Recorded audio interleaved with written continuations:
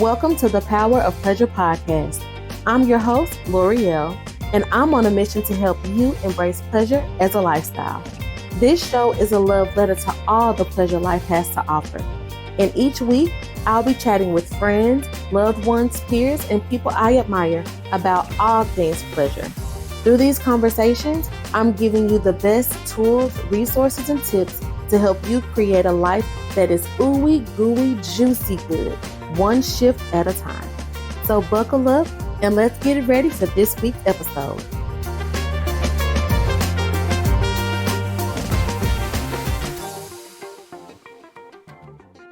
Good morning, good afternoon, good evening, beautiful people. Thank you for joining me for another episode of the Power of Pleasure podcast.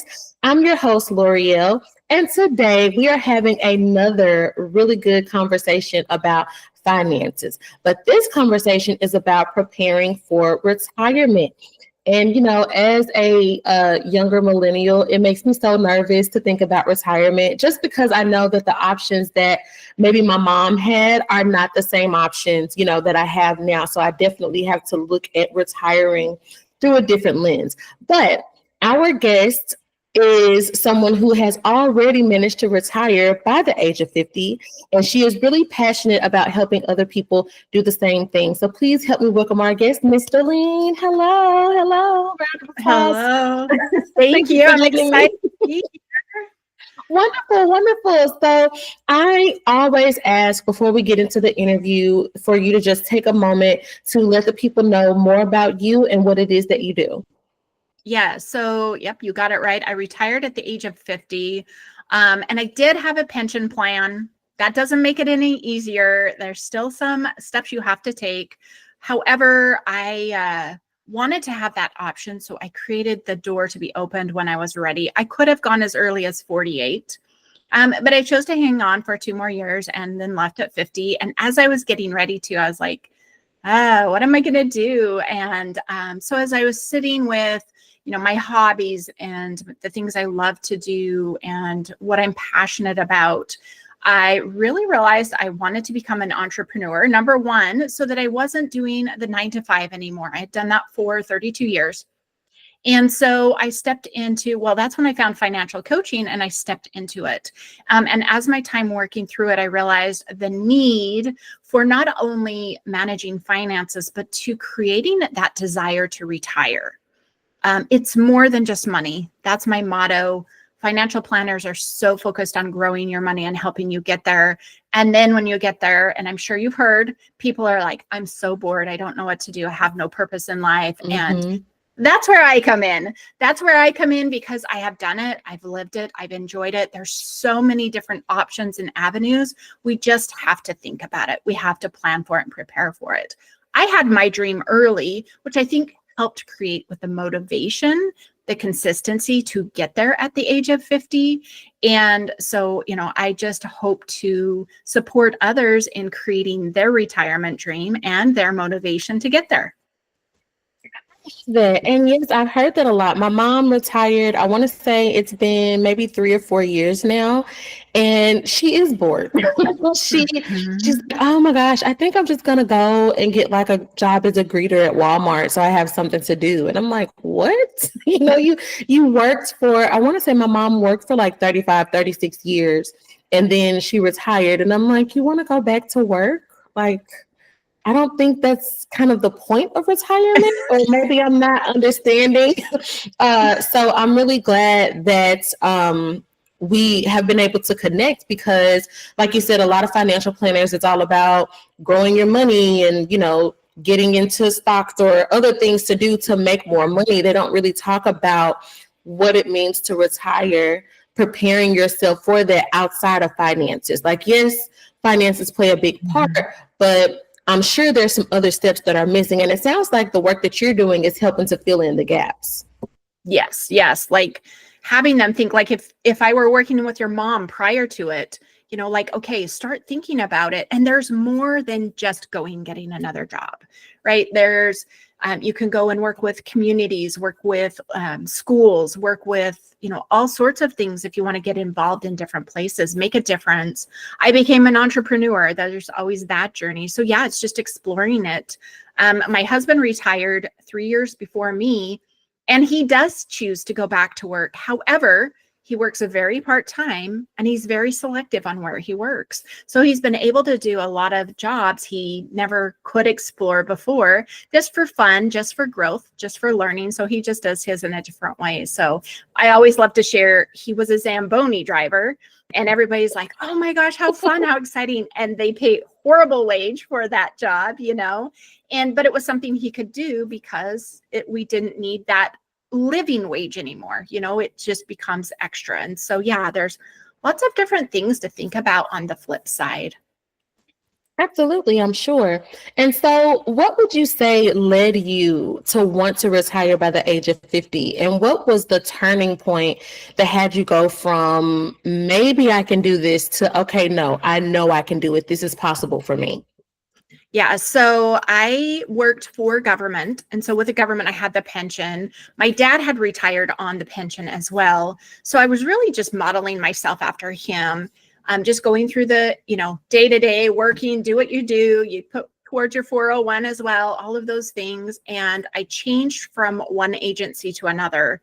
And I'm like, okay, I did 17 there. I can do another, oh crap, I only have 13 years.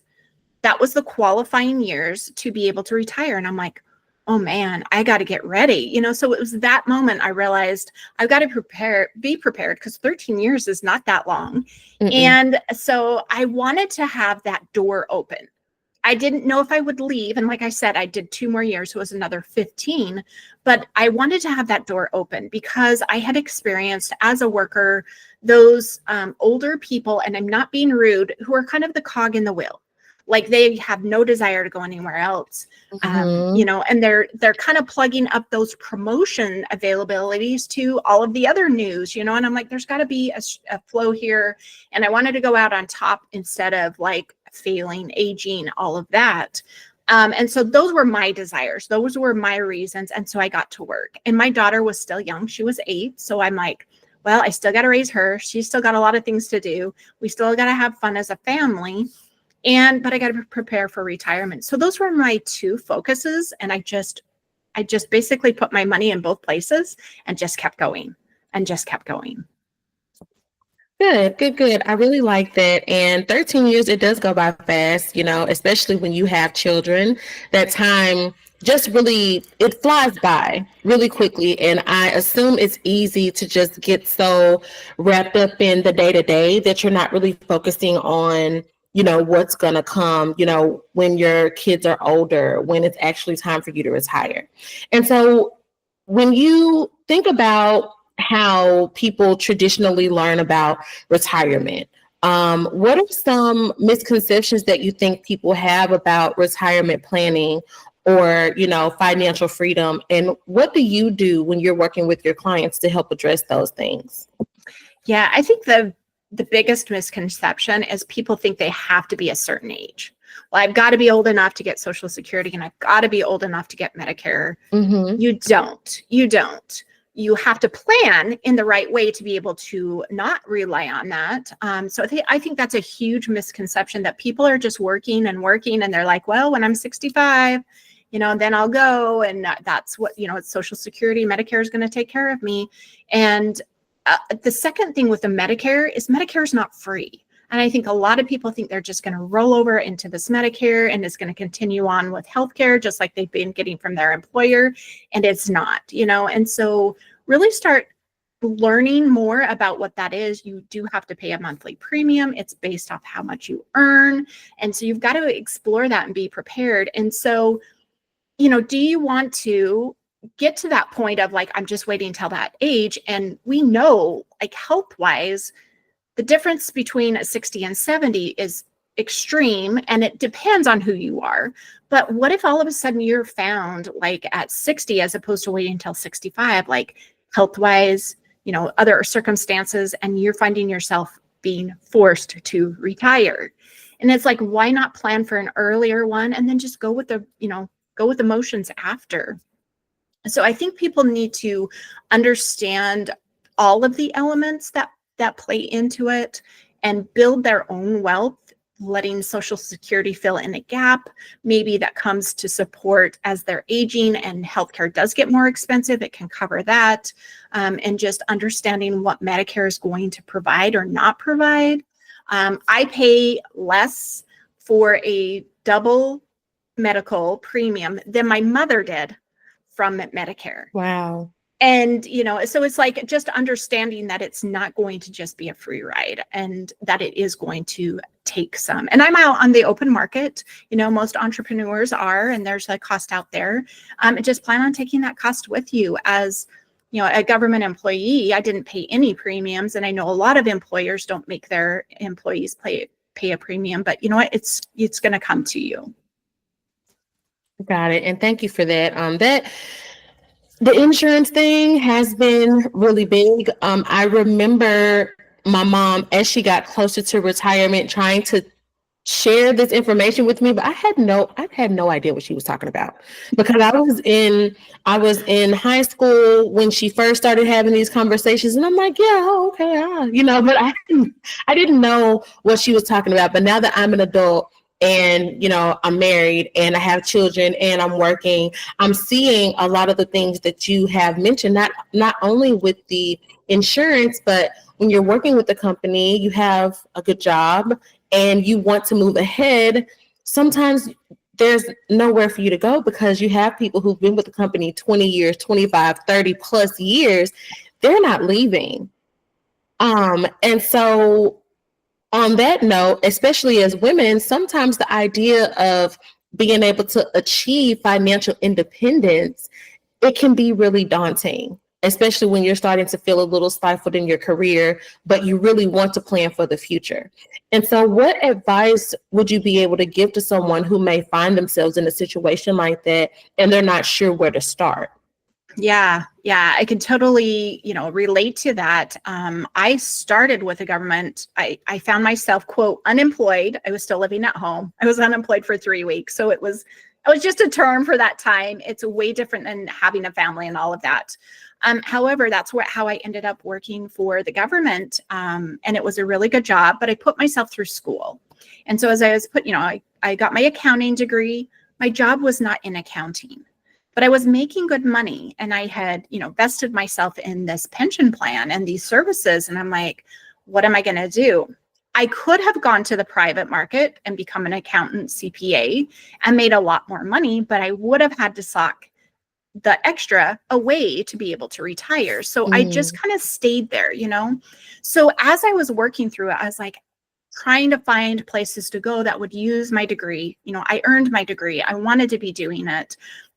My employer was so good at trying to find something that fit, and they used my talents in different areas. So I was very glad of that support. I did I call it a 4-year hiatus, went to the actual finance department, and I hated it. 32 years minus those 4, I worked in law enforcement. I did all types of support personnel. I was not a dispatcher. I did all of the others. And so it just has a different pace, a different environment. And I love that, being 18 and growing up in that, and so I went back. And then when I moved agencies, I actually moved into a position with the sheriff's department that needed an accounting degree. It was a budget manager, finance manager. I was actually teaching cops how to budget. And so I was so grateful to finally be, quote, earning and using my degree. So I understand that. So if you are somebody, you're feeling stifled, nobody's movement, there's no shifting, and there might be a reason you're loving to stay, see if you can find complementary other employers, right? Not that you really want to leave, but see if you can find something that's similar that might have that next step up. I think it's really empowering. And I always loved a good challenge. I loved to be challenged in my job. I think that was another reason I retired. I could have gone 3 more years, was my job was just so easy by that point, so it's like, give me something new, give me something challenging. So go explore in a complementary employer and see if you can't maybe step laterally to another employer or even up and get that promotion and find yourself, stepping above those people who are kind of stuck in the wheel, because I didn't want to be that. So I understand that. And it's it's great to be able to add to that movement and the continuation for women to be able to improve and get promoted. And so sometimes you got to go outside of your box, but don't go too far. Don't go too far, because I think that's important as well. That is really, really good. Because it's those are conversations that have been coming up a lot, especially, in the year you got performance reviews and all that coming up. And so I feel like this is really timely as we're getting into the new year. We're in the first quarter of, 2025 at the time of this recording. And so a lot of people are trying to figure things out as far as, do they stay with their job? Do they find something else? And I think it's really important, to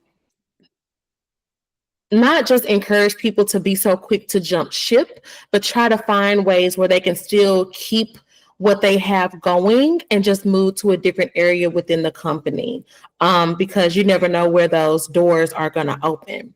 And as it relates to like making those lateral moves within a company, it sounds like that's one of the strategies that you use to help prepare yourself for early retirement, in addition to educating yourself about some different things. But what specifically, I guess, if you had 2 or 3 strategies that you could share with the listeners, what would those strategies be? Okay, so on the financial piece of it, and this will be for anybody, any age, if you are working for an employer and they have a match, you take that match. Full 100%, no questions asked. You've got to do that. And I know with inflation, it can be tight, but if you can make that happen sooner than later, so say there's a 4% match or a 5% match, and you're like, well, I've got 2 in there, go another percent. 1% is not a lot. And you might not see it, and just increase it by 1%, see what happens. If you still feel like, yeah, that wasn't a big deal, then do another percent, but take that full match, because you're actually getting 2 for 1. And so you're getting that free money. I had that in my last 15 years. My husband did not. He had stayed at the agency where I was, and it makes a world of difference. It was, so not only my promotion, but a world of difference for the total amount of savings was like 2/3 higher than what he was getting just because of that. So that's one strategy. Go do that. Don't worry so much about, well, should it be a Roth or should it be a traditional? Just save. Just save.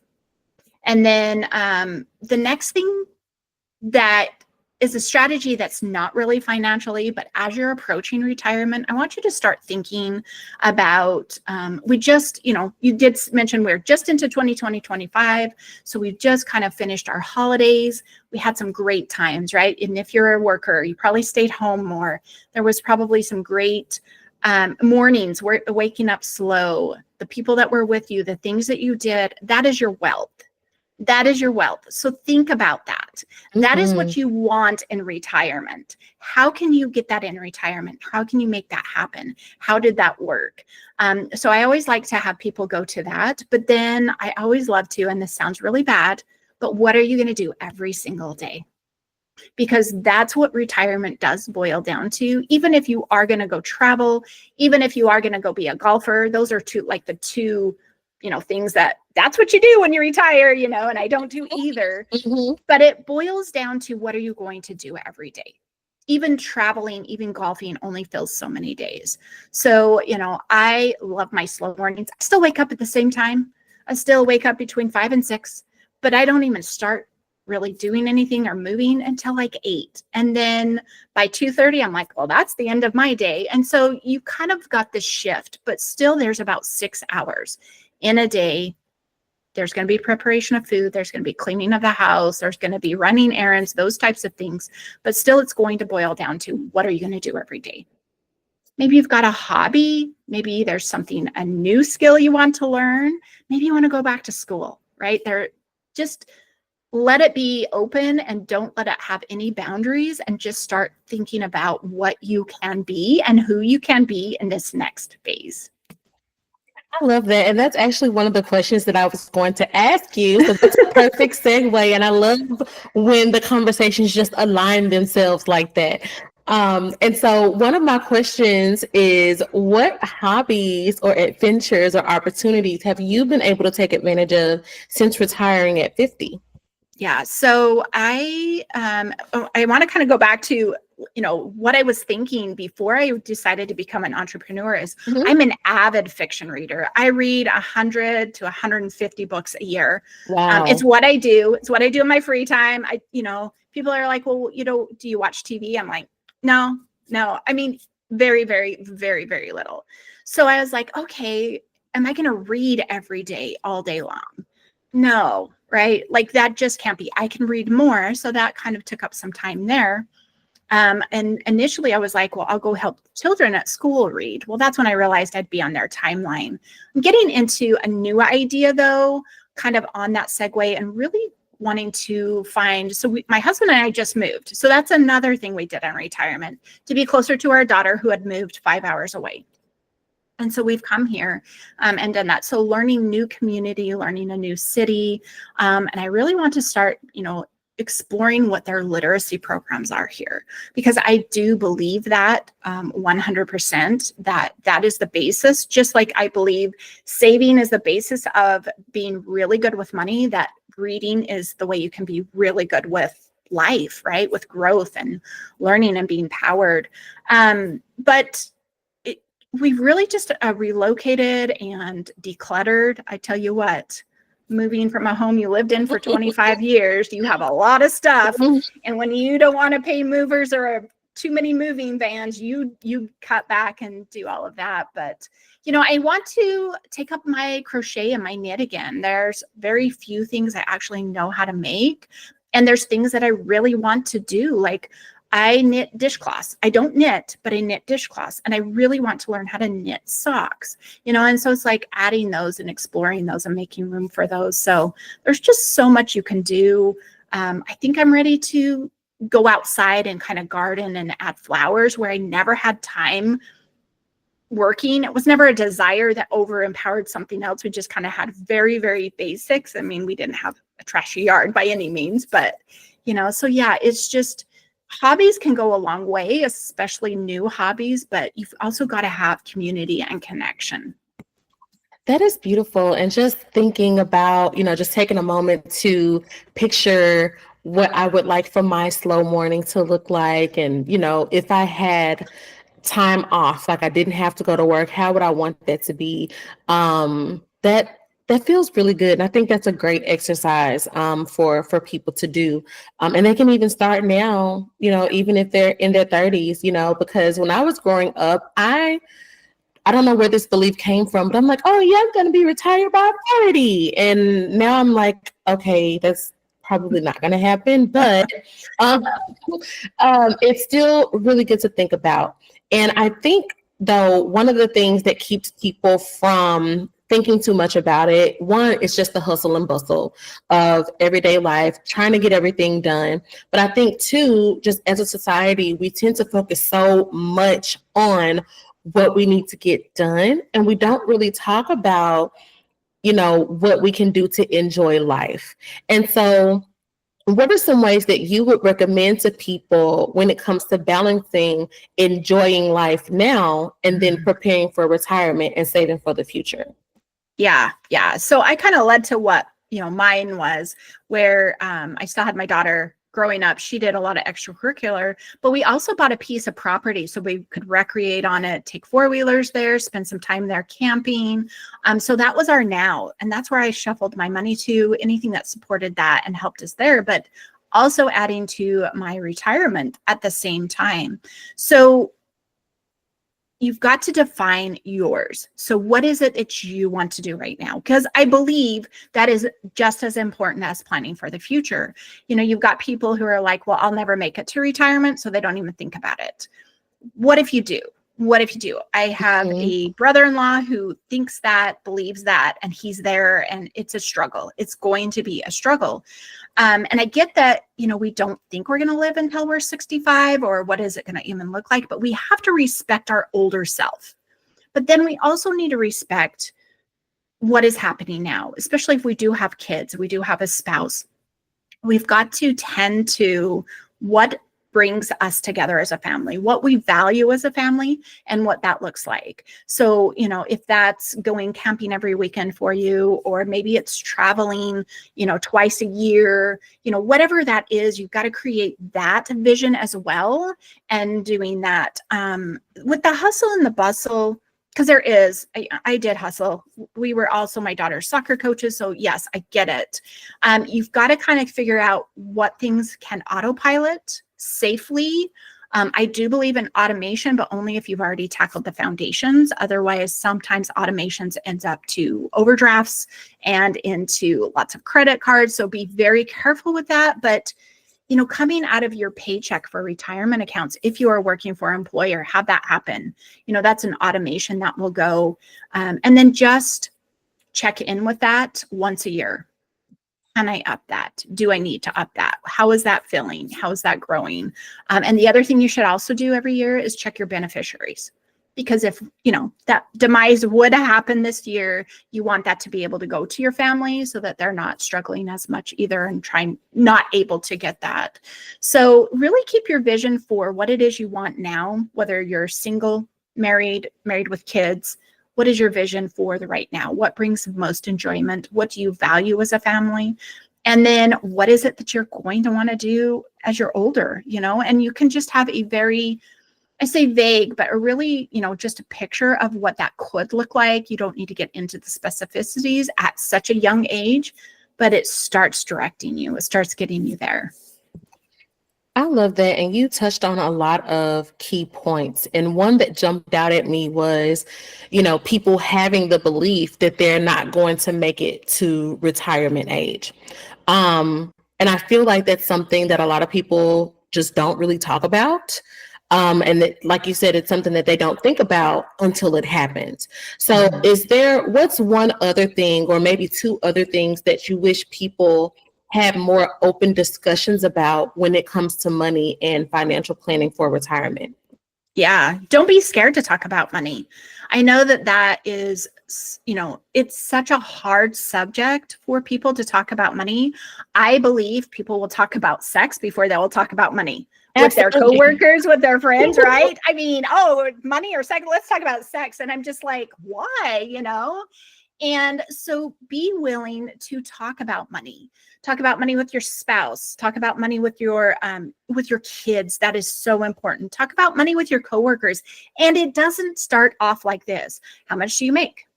That is not a healthy money discussion. A better discussion is, hey, who are you banking with? Because I'm looking for a new bank, right? That's an easy money discussion. You know, are you in a traditional? Are you in a Roth? Just asking these general questions about what somebody may be doing, or that you're considering something. Could they help you better understand? That's how we learn. That's how we grow. It's like when I was working, I had discussions with other coworkers, and they're like, did you know you could invest your HSA? And I'm like, what? You know, and so they know things that you don't. Unless you have these money discussions, you're not going to know. And who wants to pore over textbooks about personal finance? Very, very, very few people, right? So getting these nuggets from individuals.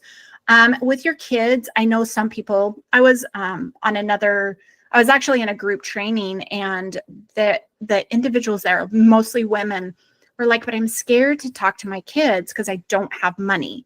And that's the way I was grown up, you know, it's like, we don't have the money. And I always felt like something was going to happen. Mm-hmm. Talk about it neutrally. If your child asks for something, you either can buy it or not. And it's not because you don't have money. It's because you're prioritizing other things. And you've got to explain that to them. Because if you say we don't have money, they instantly wonder when they're going to be outside living on the streets, when they're going to not have food on their plate, when they're going to those basics. So you've got to really lean into that very neutral point of, well, we can't get that right now. How about we talk again in a couple of months? Keep that conversation open for them as well. They'll learn, like, it's not a priority. Oh, okay, we have to choose, you know, and right there, you're setting that really good example that not everything can happen at the same time. So I was grateful for my parents. That's how we discussed money. And so I'm glad I can share that with others who were talked about in a very scarce type of way. Going to work, showing your kids that going to work is where you get money is also healthy too. And I know there's like, I had the mom guilt, right? Leaving my kid at home. And she later told me, she goes, Mom, I thought everybody's mom worked. I didn't know any different. And she now goes to work every single day. So, just whatever you do with the money, very, very neutral with your kids. That is so good. And it's another perfect segue into my next question. So you mentioned that, how to talk about things neutrally, because it's not that you don't have money, right? Like everyone has had some sort of financial struggle, depending on who you ask. I feel like it's relative, right? Because what's expensive to one person may just be a drop in the bucket for somebody else. So it's all relative. But when you are dealing with clients who maybe they want to retire early and they're ready to start planning, but they feel trapped by debt, or maybe they feel like they have too many obligations and they just don't see where the money is going to come from, what advice do you have for those people? Yeah. So the way I construct a budget is very simply, I do 3 buckets. So we have bills, we have spending, and then what's left over is actually savings. And there's a method to creating that savings from stability to independence. And that savings will pay off debt. That savings will grow your retirement. That savings is for a lot of different things. And so then working with those individuals and helping them see like what they do have left over at this point, building the stability, because number one, most people are not planning for their non-recurring expenses, like their car registration, which is due once a year, Christmas, right? Mm-hmm. Most people are like, oh, Christmas is here. Yeah, you knew that January 1st, it's going to happen December 25th. So failing to plan is your own emergency. But, those are the things that are getting people into struggles and adding to that debt. And so instantly, showing them a better way that slows that down, but it also builds up the savings that they can use to pay off debt. And heading into retirement, they can just keep repeating this. If they're able to access an income in retirement, that not all of it needs to go away, we can strategize that, prioritize that. Some people are like, I will never pay off my mortgage ever. And, that's great. That's their philosophy. That's their belief. I believe the less debt you have in retirement, the less demand you have on the income that you need, but you've got to learn to manage it. So, I just work with them and show them opportunities. And maybe there's somebody who, depending on that situation, better to look at a semi-retirement instead of a full retirement for a few years to kind of edge in. Maybe they're eligible for a pension and it's advantageous to take that and then go get another job for 4 or 5 years to get that paid off. There's a whole lot of things that can work around. I don't believe that anybody should feel stuck in their situation. I can understand why they feel stuck. And it's time to get somebody from the outside looking in to help you see the other options that are available, because there's always options. Awesome. And I believe that too. Now, as I'm getting older, and it's so funny because I know my mom is going to listen to this and she's like, she's going to be like, because there's so much that I didn't understand when I was younger. And she's like, oh, keep living. You'll get it. And I'm like, whatever. And I'm like, Mom, I get it. I understand. Yep. But if you could, right, because a lot of what I'm picking up on is that it takes discipline, it takes practice, it takes education, but it also takes a shift in your mindset and a shift in your perspective. And so what would you say is one mindset shift or practice that you have used throughout your journey to really transform your relationship with money the most? Yeah, luckily I probably did it younger, right? Like it's not an idol to me. It's going to get me into the places I want to get into. That money serves me the way I want it to serve me. Like it becomes a tool. Instead of, the other way I like to phrase that is money controlling you, or are you controlling your money? Mm-hmm. And, getting in that opposite side of it is really important. And there's things we do reasons we do certain things over and over and over again. Sometimes it has nothing to do with money at all. I was working with a client and we dug in deeper to what was making her feel like she just needed to hoard this money. She was not even an overspender. It wasn't that, but she wasn't finding joy with her money, which I think is important as well. And discovered that her parents were entrepreneurs. They lost a lot, struggling as business owners, which is very true. But then also there was a fire when she was a younger teenager and they lost everything. So these are true fears. So then you have to take that perspective for like her. It's like, well, then what is going to make you feel safe? What is going to make you feel safe so that you can give up this chunk of money to have it go serve you somewhere else? Because just hoarding it in a bank account is not healthy. So really, money needs to bring you joy. Money needs to help you feel all of the things that you need to feel. Beautiful. Peace. Yeah. Beautiful. Yeah. Yes. Peace, safety, and joy, which brings me to my next question. Oh, yay. That. So, what would you say, how does pleasure tie into financial security? And do you think that being able to develop financial stability helps people to feel more free to not only save and do the things that they should do, but also have some wiggle room to enjoy their life? Yes. Yeah. So I'm building a new program. It's like baby infants, and it's going to focus on savings. And I believe that savings helps you feel free. Now, saving is hard because you can't just go buy what you want. And if you've been working in that, that's a stress itself, right? It's like, oh, I really want that, or I need that, or I have to buy that. Then all of the thoughts going in your head, the decisions going in your head. Well, if you're saving, you've already taken out a lot of those decisions. So then you get the pleasure of, oh my gosh, look how much money we have. I'm covering all of these obligations, but we have this extra money. We were going to go here, but that's not going to work out because of, who knows, timeline, whatever it is, can't get off work. So let us do something more with that. So being able to create a flow of your money, so through budgeting and saving, gives you the freedom to pivot. So you have all these bills you have to pay. You have this spending you have to do, fuel, groceries, those types of things. There's just those have to happen or we don't exist. But it's the other where you start building up that stability. And then once you get there, it's covering things. Then you're like, oh my gosh, I have this extra. I get to feel free. I get to choose. Or if something bad happens that you never even saw coming, because that can, and it's, this huge amount of money, you might already have it. Even though it's a horrible situation, you can still feel freedom with your money. The other thing is if you've set up that flow, even though using that money, it's still not a strain. It's still not a struggle. It's still freeing because that money's going to keep filling that back up.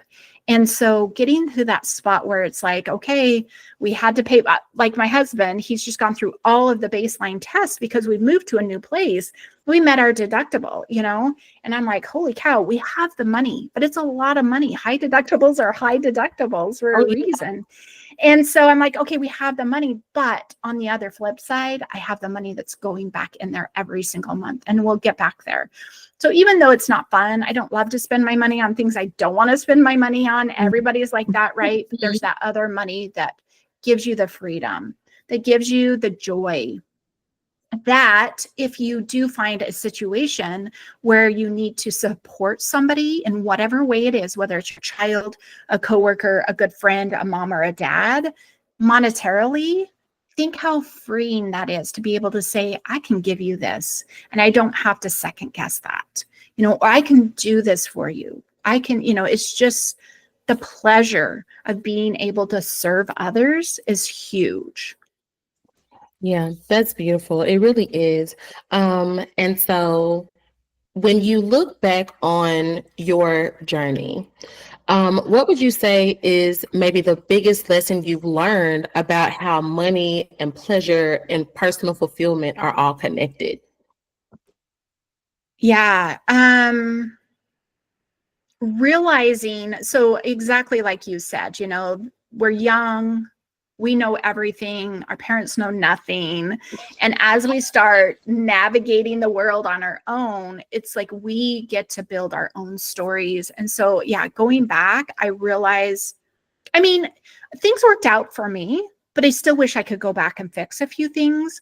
So going back and just being aware that, because hindsight's 2020, that you're going to get there. You can have more joy. I'm more of a saver than a spender. So I'm really tight, and I should be able to find more pleasure and more joy along the way. I do, but yet maybe not enough. And so learning to find that balance, and it's going to take a lot of refinement. It's going to probably ebb and flow with your life, with your level of income, with level of expenses, whatever you've got going on. But learn to enjoy those little things. Learn to enjoy your money. Learn to maybe splurge once in a while. And I use that word loosely, like splurge to not cause damage to your financial situation, right? If you're saving and got that flow, you've got that freedom, you get to take that. You get to go splurge. Don't be like me and think, why am I going to spend it on that? And then you never do, and you're just doing the same thing. So really enjoy, but not overindulge. I like that a lot. And so there's been so much shared, and I'm trying to figure out exactly, which piece I would like to take and move into, I guess, the pleasure principle portion of the show. And that's when I ask like the two questions that I ask to every single guest. So the way that I'll phrase the first question is, now that you have retired and you are actively, you're exploring things, you're starting to get back into hobbies, you are actively designing a life that you love and a life that brings you joy and pleasure. What does that pleasure feel like for you? Oh, yeah. Just the flow, the ease of it, right? It's just kind of goes, sometimes it can be mundane. And that's where I realize, okay, you're feeling a little mundane. It's time to create something more, create something different. And I think that's where the pleasure piece comes in, right? You've got to keep enjoying and pleasuring along the way in different ways. And so really, like, I loved how you said actively designing it, because it is, it's like you have this perception of what retired people do. It's not what I do, but I love the fact that I don't have to go to work every day. Even though I do run my financial coaching business, it's my choice and it's how I get to actually design it. But then it's like those other hours, what am I doing? What are we creating? My husband and I, we typically go on day dates now. We don't have to do the weekends. We don't have to do the nights, and so finding the pleasure in the whole different schedule is probably the biggest pleasure I have found in retirement. That's beautiful. And so with that being said, what would you say is your non-negotiable pleasure principle? I am not going to disrupt the routine that I already have. So I'm still refining it, but I still have it. It's really hard to want to do anything outside of the house before 8 a.m. Now I can, but my principle is like, no, there's this frame of time where I'd rather fall those have-tos in as opposed to my time, my pleasure time, my enjoy time.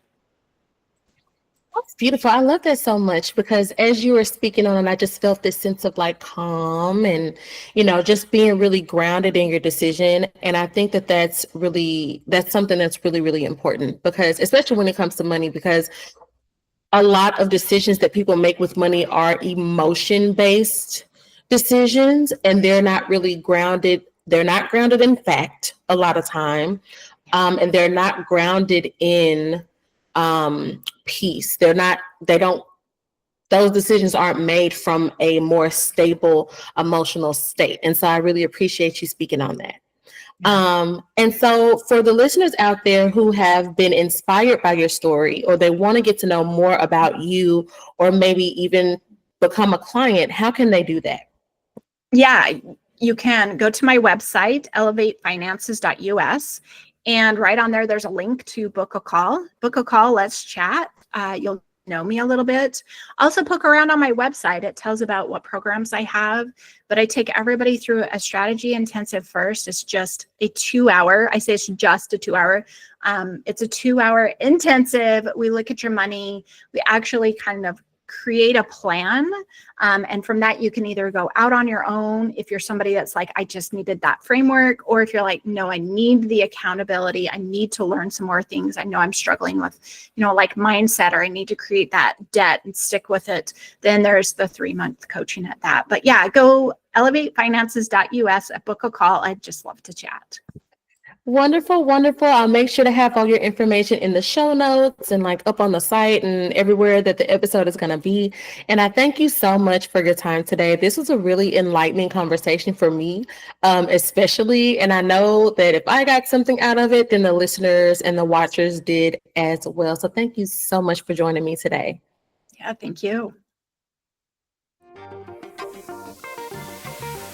Thank you for joining me on this week's episode of the Power of Pleasure podcast. Make sure to check the website, powerofpleasurepodcast.substack.com. On the site, not only will you find some blog posts and other helpful tools to help you continue the mission, you'll also be able to access the show notes as well as any social links and resources from this week's guest. While you're at it, if you found this information valuable, which I'm sure you did in some way, go ahead and take a few moments to leave a rating or review wherever you're listening to this episode and share out on social. I hope to see you next week for another episode of the show. And in the meantime, in between time, go out and do one thing today to help you embrace pleasure as a lifestyle.